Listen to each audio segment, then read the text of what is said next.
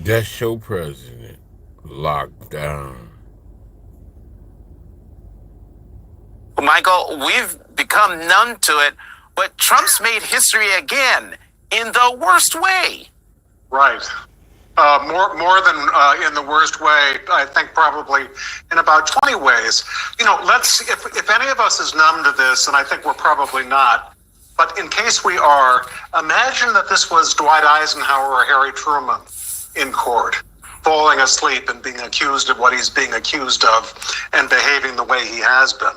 This is something the founders did not exactly have in mind for a future president. They thought that they had created a system that would exclude people that be likely to be at least accused of criminal conduct, although, of course, we don't know whether he's going to be found guilty or not. And the other thing is, you remember the guy, and I think it was a male, I don't want to assume that, but the person in the Trump entourage who said, it'll be great, he can campaign from the courtroom.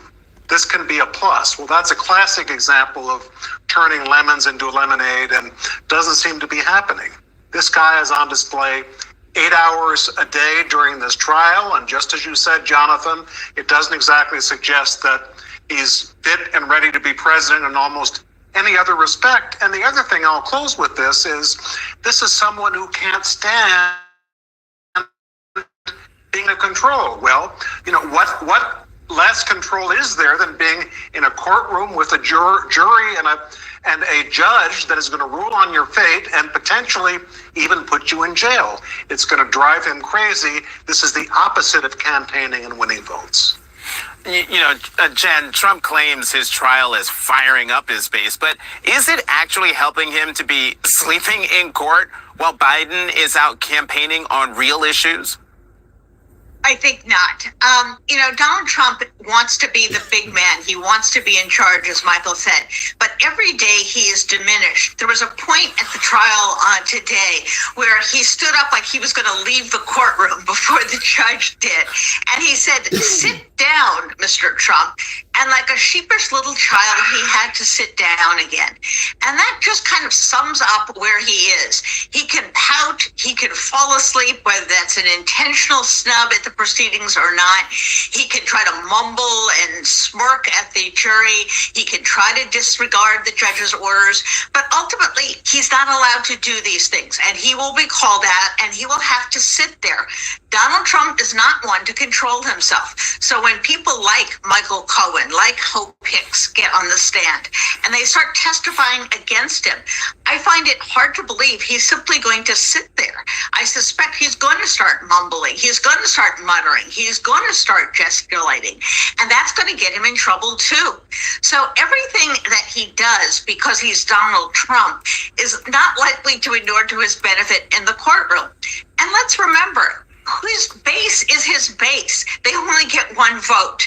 And those people will probably not be swayed by anything that happens in the courtroom and anything that he says on the courtroom steps. But he's got to get a majority. And as you pointed out, at his peak, he got 46%. And he is not making friends. He is not impressing people outside. And meanwhile, Joe Biden is not only campaigning, but he's getting a little feisty. He is getting in his digs. He's noting these things like he's sleepy. He's noting that Trump is otherwise occupied, as he put it on one occasion this week. So I think the Biden campaign realizes they've got this guy trapped. He's cornered, and they're going to keep sticking it to him and giving him little jabs. And that too is going to weigh on Trump because he can't stand being mocked. Yeah, he really hates it. But you know what, Michael, Politico reports that Congressman Benny Thompson, the former chair of the January 6th committee, introduced a bill to remove Secret Service protection for anyone sentenced to a year or more in jail, saying it would, quote, alleviate a conflict between the Secret Service's mission and prison officials tasked with the protection of inmates. I hear you chuckling, so finish the thought. What do you think about this? I got into this career decades ago. Of all the things I thought I would have to think about, the idea of, a fist fight between officers of the Secret Service and the Bureau of Prisons at, Lorton or some federal prison somewhere is not something that I had exactly on my bingo card.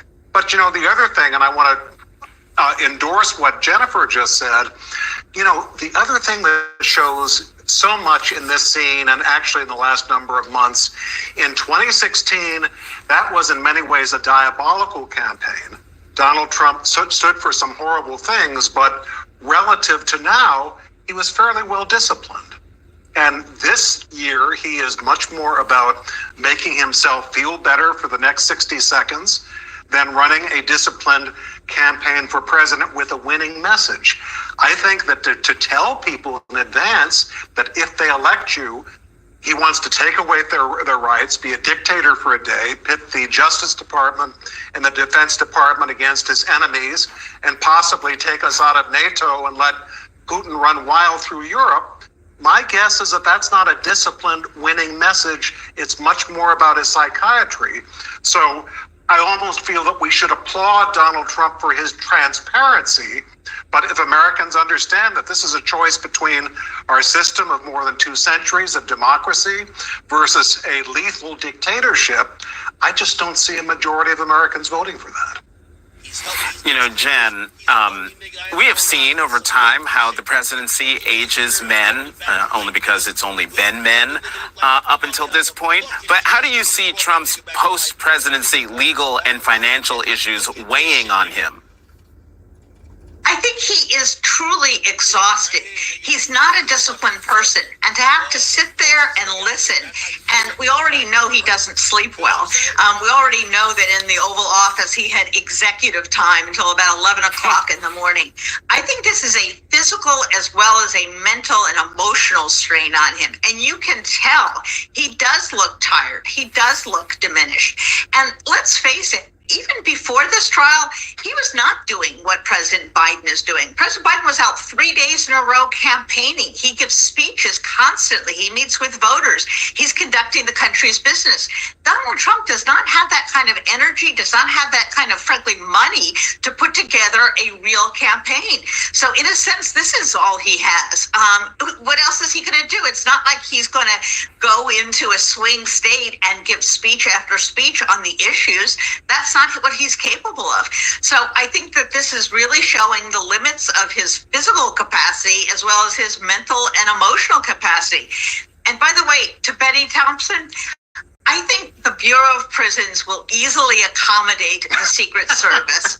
I am sure they could find a place. I want to see the fist fight. We're living in an age of scientific breakthroughs, but what does that really mean for women's health? Hey everyone, MSNBC has a new and improved app. You'll get real-time alerts and analysis, live blogs, in-depth essays, video highlights, and the best 2024 election coverage. Download the new MSN.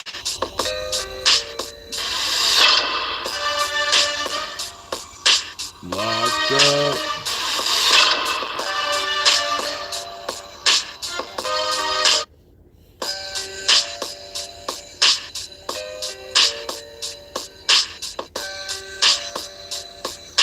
Locked up. You won't let me out. I'm locked up. Been locked up. Let me out. Did you so, homie? You did to yourself, homie. You're locked up. They won't let you out. Locked up. They won't let you out. Everybody got their day, you know what I mean? And he gonna sit there and learn his lesson. They did the same thing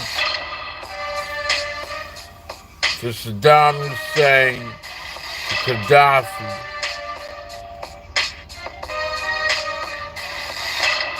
El Chapo, Osama bin Laden, and now Trump. You get lonely there in that chair. You ain't never thought it'd come to a day But not even the people that you thought was down for you could help you out. You locked up. They can't let you out. Soon, they're gonna take them big long ties off, the suits off.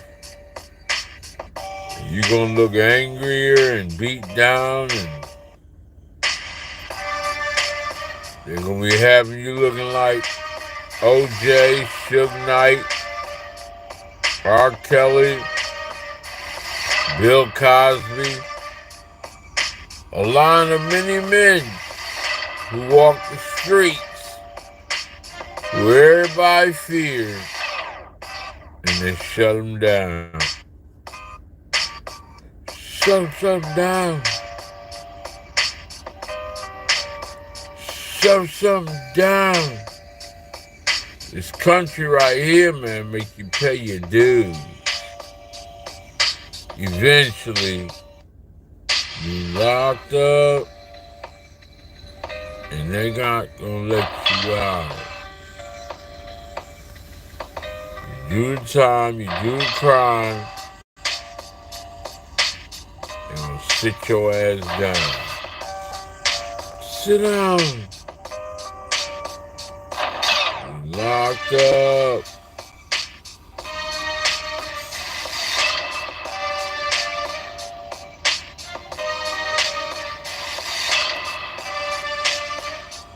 Yeah. Revenge. Karma.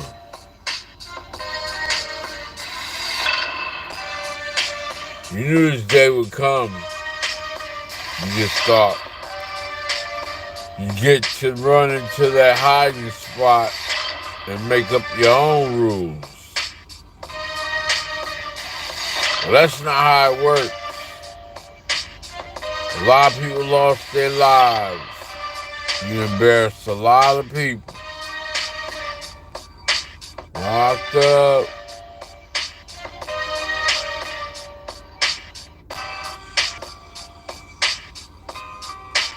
So you have to pay for the sins that you have done.